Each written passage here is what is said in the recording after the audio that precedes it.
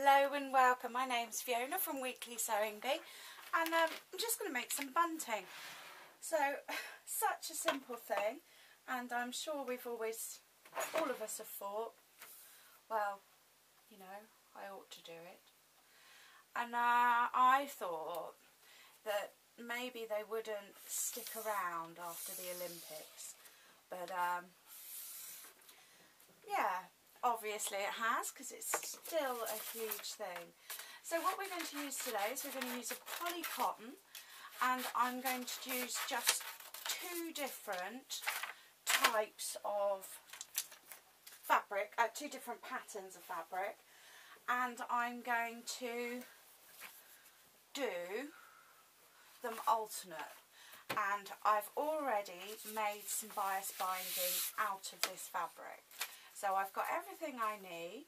The first thing I'm going to do is I'm going to choose the size I want, and then obviously cut them out. Now if I'm lucky and clever, which doesn't always happen, as every sewer will know, I'll be able to do them going up and do them going down.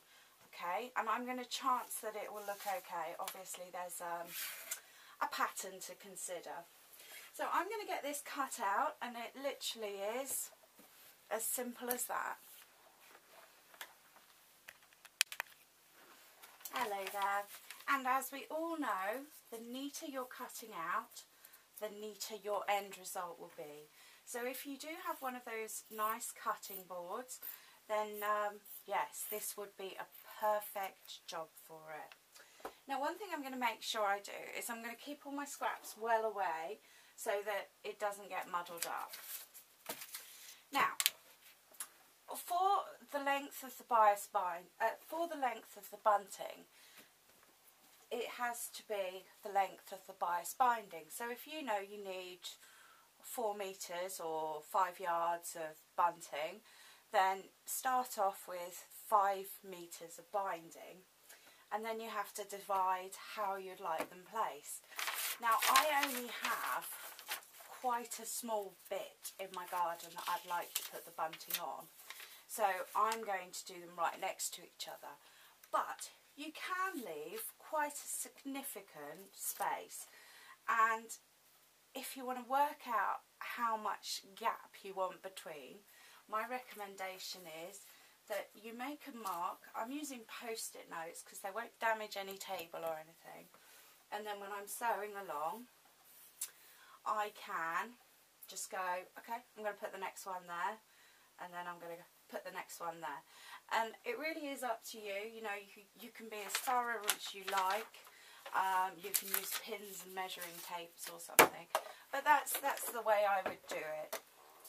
So we all have our bits here now, and I'm going to sew the triangle in. Now I've given myself quite a large hemming because this gives you the appearance of a nice puffy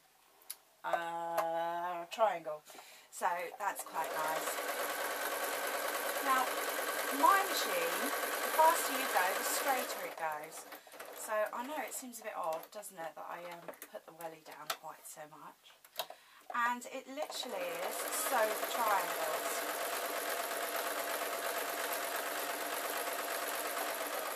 Now, as I said before, I'm going to turn them out inside out, and then I'm going to attach them together with a piece of bias binding.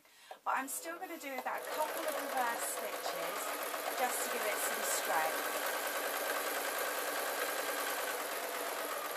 So, I have my work cut out for me, don't I? I have quite a bit of sewing to do, so I will come back to you when the tile's a bit smaller. Okay. Hello there. So I've done my triangles, and whilst I just turn this one inside out, I'll just chat away about colour. Now I always was told that aqua and turquoise are the hardest colours to match up thread-wise. So you can either go to the other side of the colour circle and sew with orange, or I was always told, if in doubt, use white. So there's no way I'm going to be able to match that and that. I suppose I could take the yellow and just sew them in the yellow. So yeah, I've got to do that, really, haven't I? I've left myself with no choices. Pushing them out with sharp objects, and you have to trim these. So don't be too hard on yourself if you have to trim the triangle as well. And also, whilst I was turning them inside out and sewing them, I thought, well, you know, as long as they're I'm going to have to sub that in, equilateral triangles, as long as they're the same side each side, then it doesn't matter how big they are. So whilst I was doing that, I was mucking around. Okay, so we have our triangles and we have our bias binding. We've decided what colour thread we're going to use, and then the best way to sew it. Now you can iron these triangles as well before you start sewing, and you can, because we have pins, use pins. Okay, and don't forget how far in between you want, because you don't want to run out of either triangles or tape.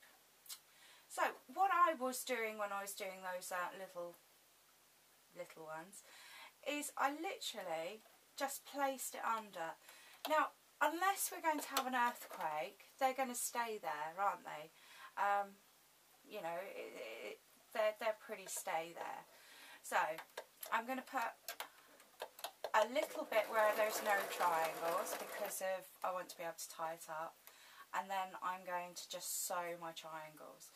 Now whatever you're happy with, because that's there till, yeah, that's, you know, that's not going anywhere, and then the machine will take it and I just need to keep an eye on it and guide it. Now what I thought I would do is then when it's halfway through I'd get the next one lined up. But what I ended up doing is I got close enough and then I left the needle down, lifted the foot and got it all tucked in nicely. So yes, 3 ways of sewing it, entirely up to you, and also entirely up to you the size that you do. So yes, that's bunting with bias binding. Of course I won't leave it like this, I will finish it, but I don't know how many you want me to sit through, really, to watch, because it is just a matter of not sewing until you're comfortable and then sewing. Now I always presumed that I would turn each one, you know, left to right, so there's no choice there. I just presumed that's how I was going to do it, because I was going to use 2 slightly different coloured cloths. So there we go. I'm sure by the end of this I'll get really slick. I'm just coming over the binding of the 2 pieces of bias binding. So yeah, this is homemade bias binding, and I didn't iron it very well, because I'm not very good at ironing actually, and so it's not brilliant. So if I was to be using shop bought stuff, then I'd be finished by now.